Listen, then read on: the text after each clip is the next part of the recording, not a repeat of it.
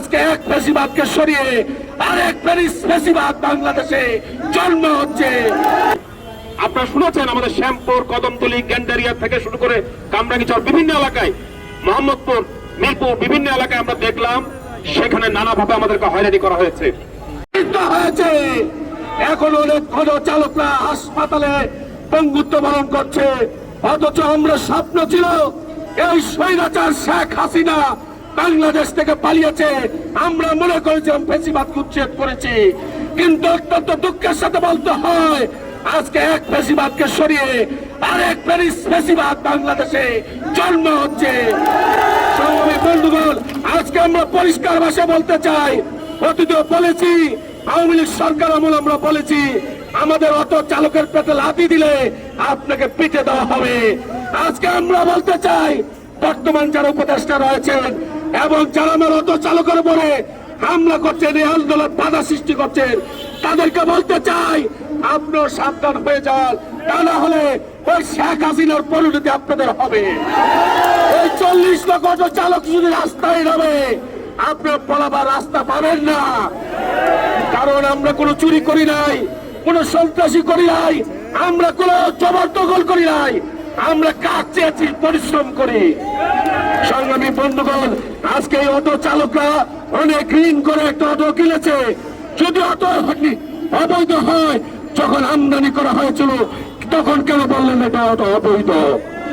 আজকে যখন তারা রাস্তায় নামে তখন বলা হবে অবৈধ।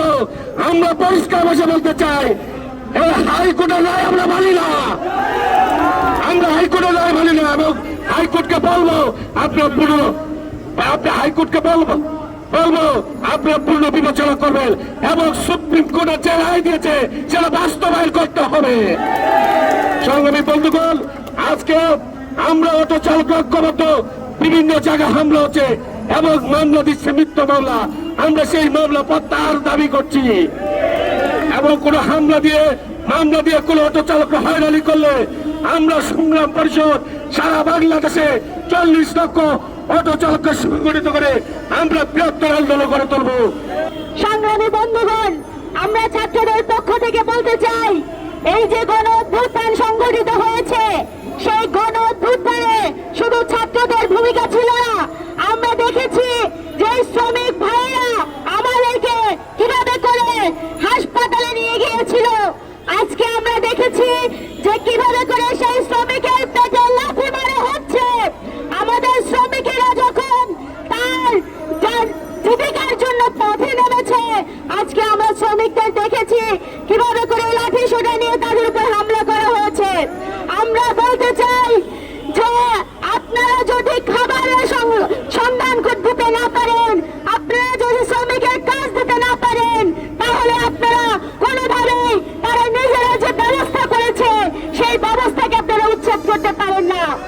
আমরা সরকারকে বলতে চাই, কাজ দেওয়ার মূলত নাই, কিল্ডার ঘোষক সেজেছে।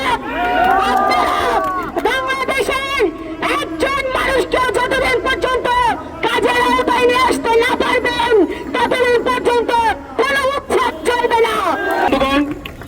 আমাদের এই সমাবেশ আজকে খুব বড় করার আমাদের কোনো পরিকল্পনা ছিল না, আমরা শুধুমাত্র আমাদের বক্তব্যটা দেওয়ার জন্যই আজকে আমরা এখানে সমাবেশ করতে চেয়েছিলাম।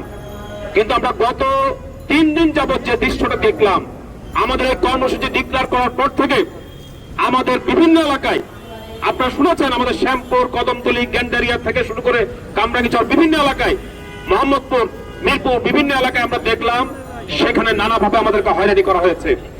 আমরা দেখেছি সেখানে গ্যারেজগুলোকে আটকে রাখা হয়েছে, আমাদের উপর হামলা পরিচালনা করা হয়েছে।